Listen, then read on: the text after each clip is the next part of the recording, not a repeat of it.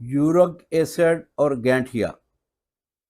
गैंठिया तो ख़ास तौर पे लाइलाज मर्ज समझा जाता है। इसमें एलोपैथिक में स्टीराइड अद्वियात इस्तेमाल की जाती हैं जिससे वक्ती तौर पे मरीज़ को अफाका होता है।